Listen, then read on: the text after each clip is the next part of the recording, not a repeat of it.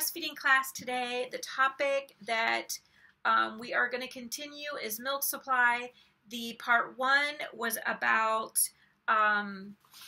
it would ask the question, is your milk really low? So we talk about indicators of what they're like the most common reasons a mom thinks her milk supply is low. So I'm going to have it up here somewhere for you to click on that video if you did not see it and that's kind of like what you want to know. And I give you tools in that video to let you know what you can check to see if your supply is enough for the baby, and then those indicators that you might think are signs, if they really are or not, and how to know if they really are signs of low milk supply or if it's just another, reason altogether. So check out that part one if you haven't yet, because this one, we're going to talk about potential causes for low milk supply. So if a mom actually does have low milk supply and she wants to know why, we're gonna talk about that. Or if you're a mom who says, okay, what can I do to make sure that my milk supply stays strong, then this video is good for you. If that's not what you're interested in, or what you're really looking for is how to know if it's low or not, part one is very good. This one is still good, but I would say if you can, maybe try to watch part one and then watch part two. But if you already know that your milk supply is low and you want to know why, that's what we're going to talk about in this video. So the first cause that could have an effect on your milk supply is supplementing. And I always hated this idea that one bottle ruins everything. And I remember my sister telling me that, and I kind of got like rebellious, like, guess what? I'm going to prove you wrong. But now I realize that it was a scientific thing, not just this mental or emotional or physical thing. It's actually scientific. And I never was able to prove it wrong, because bottles did affect my relationship, my breastfeeding relationship and success.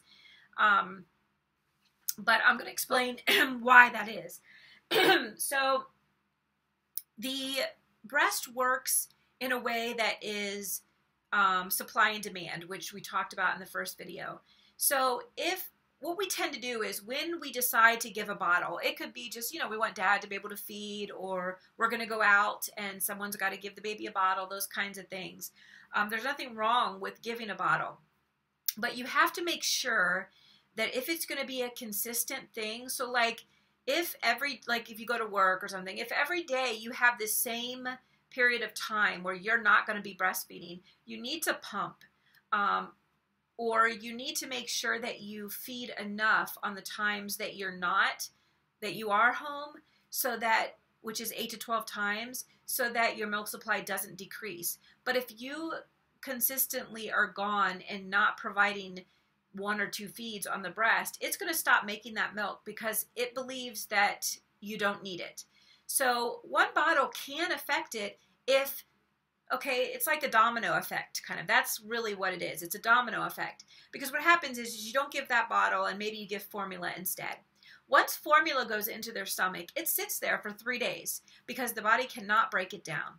And the baby is fuller longer on that formula. So that one feeding will become possibly 2 to 3 feedings that the baby actually will not come to the breast because they're full now. So when you think in your mind you're only skipping one, the baby actually will not feed because he or she's not hungry until they, maybe 3 hours, 4 hours later, and that's 2 feedings. So if you're doing every hour and a half, which is a typical breastfed baby. So that's where that one comes in. Then if you don't know that, the body doesn't know that you gave a bottle. So it doesn't know the baby ate somewhere else. So I still need to keep this milk because the baby will need it tomorrow. It just thinks you didn't need it, so it stops making it.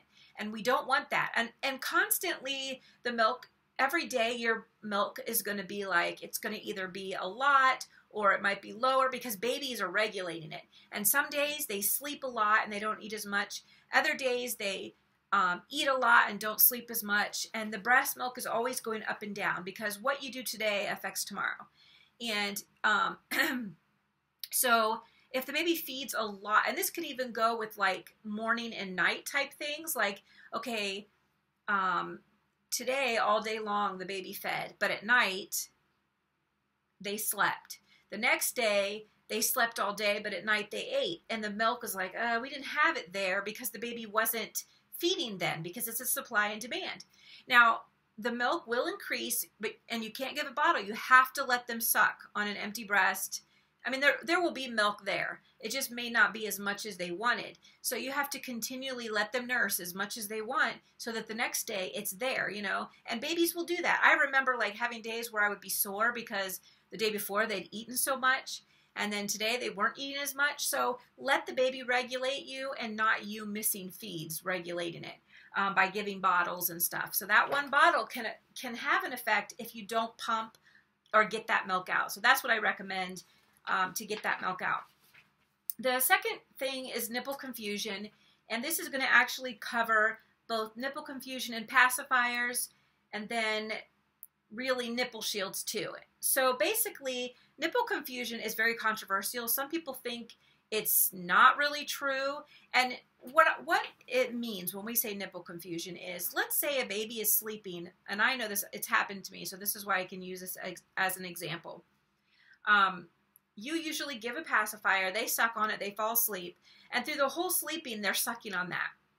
They may stop for a little while, then they suck again, and then they stop and they suck again. So they're sucking on that. When they wake up, sometimes they're awake and they're ready to eat, but they are using the pacifier as like pacifying them. And when you go to take it out, maybe now they start crying, it's time to eat. So you take it out and you put them on the breast. What are they going to do? Automatically suck the breast the way they did the pacifier. And then they're mad because they're hungry. I want to eat now, and they can't figure out how to suck. And I remember doing this with all of mine, and I wish I would have caught on that, hello, it's the pacifier, and you could take the pacifier out after they fall asleep, and then, let them just go without it so that when they go on the breast, they're not trying to suck the same way.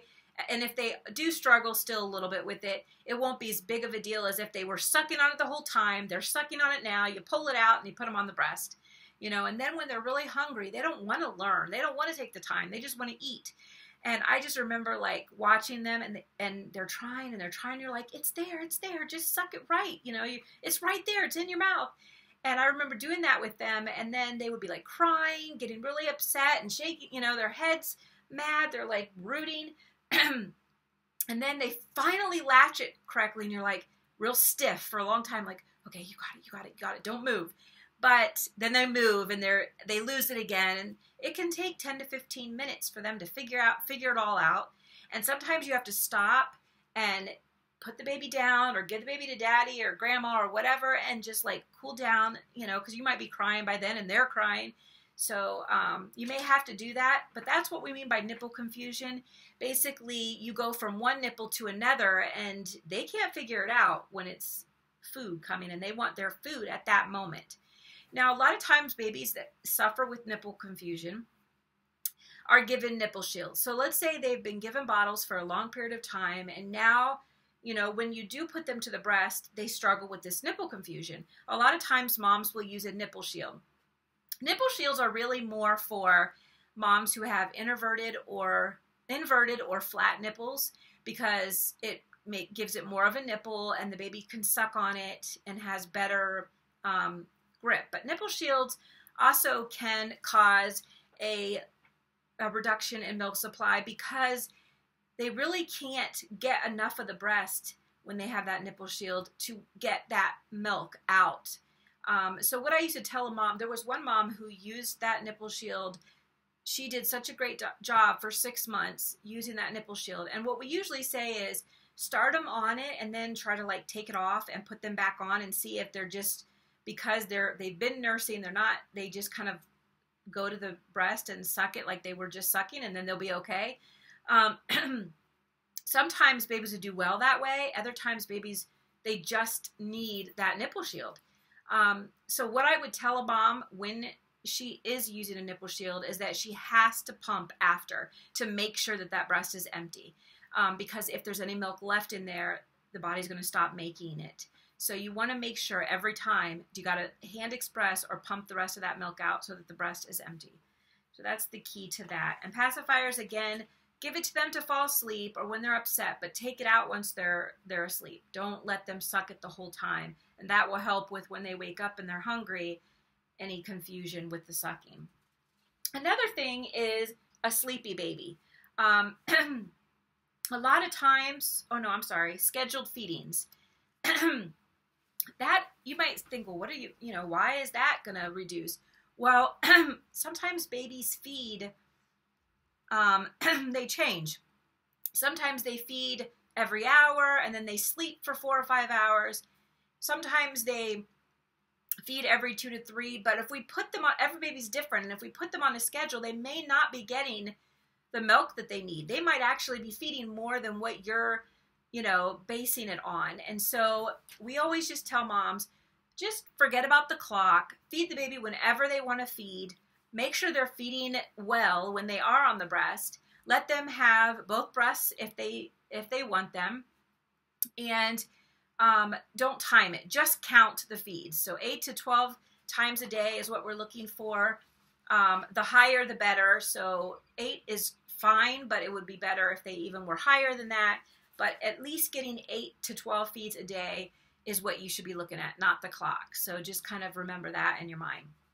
The next one is a sleepy baby. So those first few weeks when a baby's born, and especially for babies who are premature, it's hard for them to stay awake, and sucking relaxes them and it releases that, I think it's oxytocin, but I think it releases the hormone that calms them, and they sleep and they're warm and they're close to mom and they're hearing your heartbeat, and so they fall asleep. So we've got to do everything we can to make sure that they're actively eating their whole feeding, because if they fall asleep at the breast, they're not pulling all that milk out, and the body, like I said, anything left in the breast thinks you don't need, so it stops making it. So you got to make sure that that breast is empty. If you got to pump it out or hand express it out to make sure you get all the milk, that's fine. Do the best you can to keep the baby awake while they feed, even if you have to undress them and keep them a little bit cool. It'll keep them awake. And then hand massaging and compressing the breast while they eat helps the flow of milk to continue to go in their mouth, and then they're more likely to stay awake to feed because there's that constant flow of milk.